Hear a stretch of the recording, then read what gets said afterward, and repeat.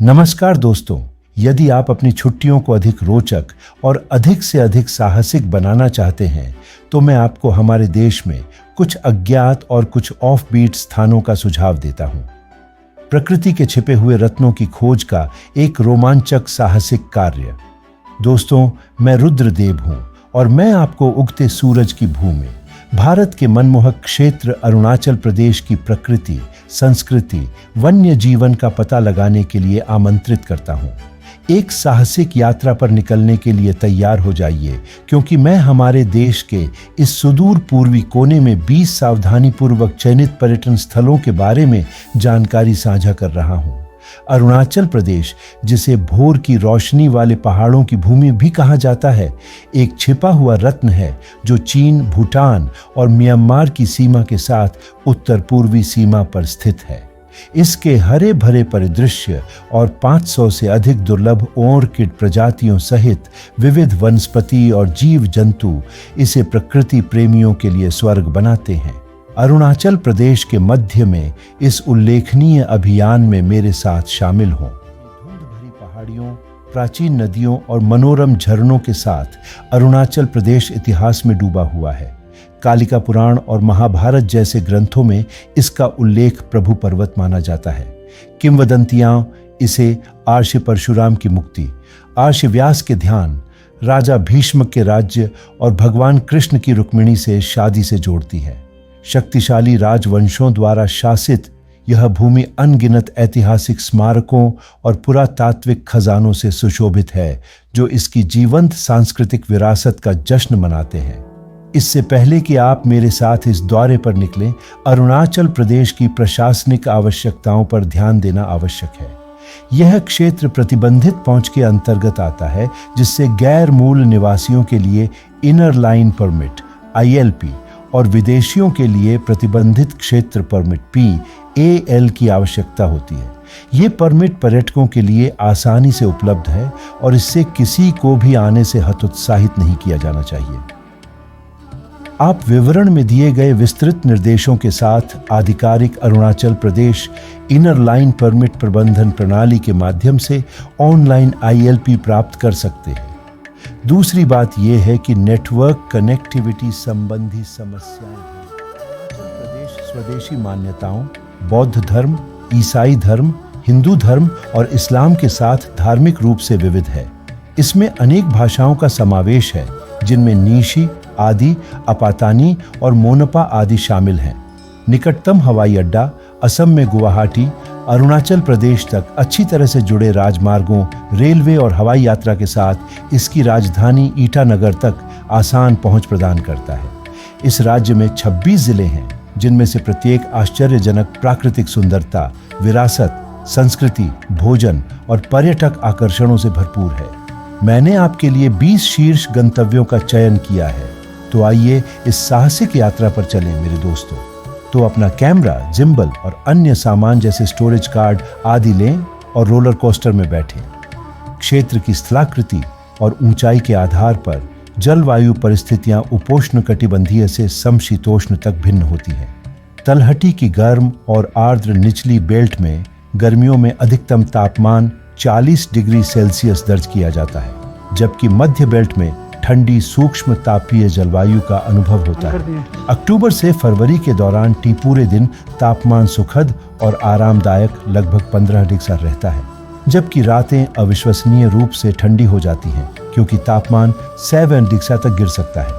Number 1, zero valley Arunachal Pradesh का एक सुरम्य शहर है, जो अपने प्राकृतिक आकर्षण और पहाड़ी क्षेत्रों के लिए प्रसिद्ध है। यह शहर अपातानी पठार पर स्थित है और अपातानी जनजाति का सांस्कृतिक विरासत स्थल है। इसके अलावा जीरो वैली को संयुक्त राष्ट्र द्वारा विश्व धरोहर स्थल भी घोषित किया गया। नंबर 2, दिबांग घाटी में बसा अरुणाचल प्रदेश का डोंग गांव एक पसंदीदा स्थान है, जो दुनिया भर से पर्यटकों को आकर्षित करता है। बर्फ से ढकी चोटियों और घने देवदार के जंगलों के साथ इसकी सुरम्य सेटिंग सबसे पहले सूर्योदय में से एक को देखने के अवसर से पूरित होती है। इसके अतिरिक्त अरुणाचल प्रदेश में भारत चीन LIC पर आखिरी गांव कहो इस क्षेत्र के अद्वितीय आकर्षण को बढ़ाता है। नंबर 3, मेचुका अपनी प्राचीन सुंदरता, सांस्कृतिक जनजातियों और बहती नदियों के लिए भी जाना जाता है, जो कयाकिंग और राफ्टिंग जैसे खेलों की अनुमति देती है। सियांग नदी, जो तिब्बत में मानसरोवर झील के आसपास के ग्लेशियरों से निकलती है, मेचुका से होकर बहती है और घाटी का एक मनमोहक दृश्य प्रदान करती है। नंबर 4, सांगती घाटी, जो अपने सुरम्य दृश्यों और मौसम के लिए जानी जाती है। यह घाटी ट्रेकर्स के लिए भी एक पर्यटन स्थल है। संगती गांव घाटी के किनारे और दिरांग से लगभग 15 किलोमीटर दूर स्थित है। दिरांग दजोंग गांव में संगती नदी दिरांग नदी से मिलती है। नंबर 5, नामसाई गोल्डन पैगोडा के लिए प्रसिद्ध है, जो पूर्वोत्तर भारत के सबसे बड़े बौद्ध मठों में से एक है। तेंग नदी के तट पर स्थित तेंगापानी में कोंगमू खाम देखने लायक है। नंबर 6, शेरगांव, जिसे स्थानीय रूप से सेंथुक के नाम से जाना जाता है, अरुणाचल प्रदेश में एक छिपा हुआ रत्न है। यह आकर्षक पहाड़ी शहर शांत जलधाराओं, फलों से लदे पेड़ों और 17वीं सदी के शेरगांव मठ से सुशोभित है। आसपास के खजानों में संगति घाटी, बोमडिला मठ, ईगल नेस्ट वन्यजीव अभयारण्य और चौस्को रोंग झरने शामिल हैं, जो इसे यात्रियों के लिए एक आवश्यक गंतव्य बनाते हैं। नंबर 7, मयोदिया दर्रा भारत में अरुणाचल प्रदेश राज्य के दिबांग घाटी जिले में रोइंग से लगभग 36 किमी दूर थोबा 305 मीटर की ऊंचाई पर स्थित है। यह नवंबर से मार्च की शीतकालीन बर्फबारी के कारण एक लोकप्रिय स्थानीय पर्यटक आकर्षण है, जो जनवरी और फरवरी में सबसे भारी होती है। नंबर 8, तवांग, तिब्बती में घोड़ा चुना गया के लिए। ल्हासा तिब्बत के बाहर दुनिया के सबसे बड़े बौद्ध मठों में से एक है। तिब्बती बौद्धों के लिए एक महत्वपूर्ण तीर्थ स्थल, यह छठे दलाई लामा का जन्म स्थान भी है।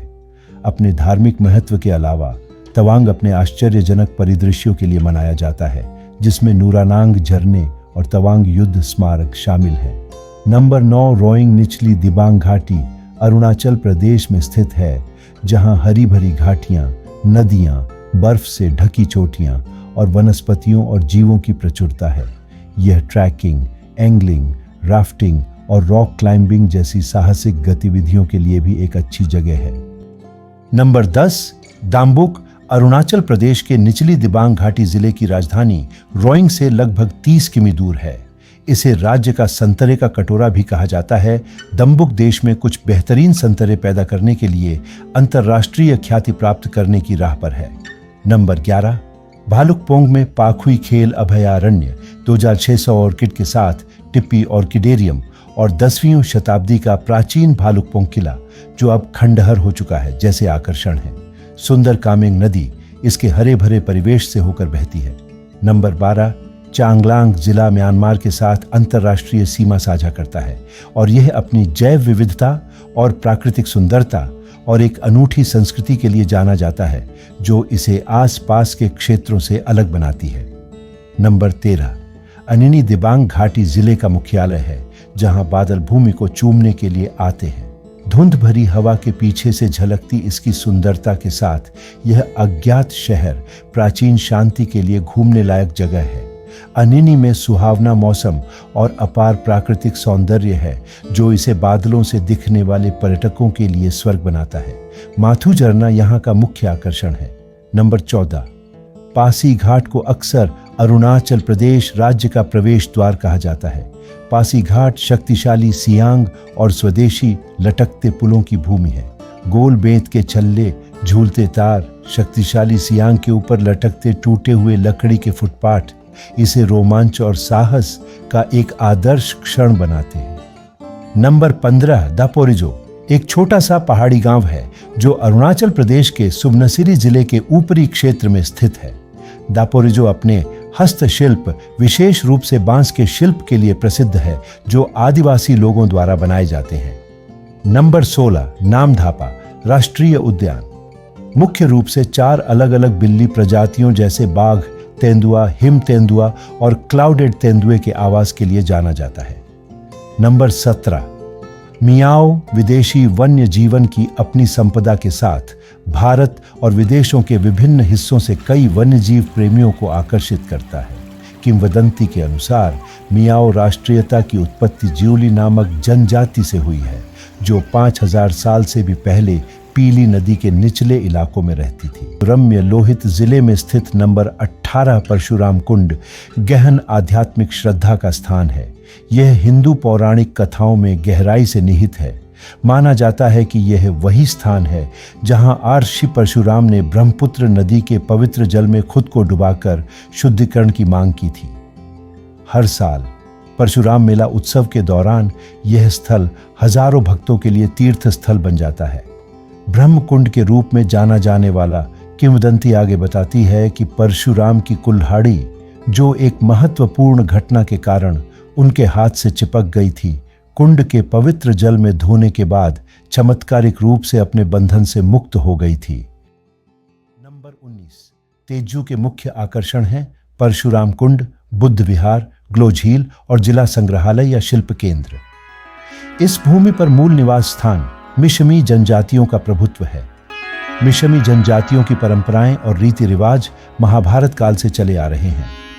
नंबर 20 आलुसिपू और सियोम नदी के संगम पर एक सुरम्य घाटी है। पहाड़ियों और खूबसूरत संतरे के बगीचों से घिरा यह अरुणाचल प्रदेश में एक और विदेशी प्रकृति स्थल है।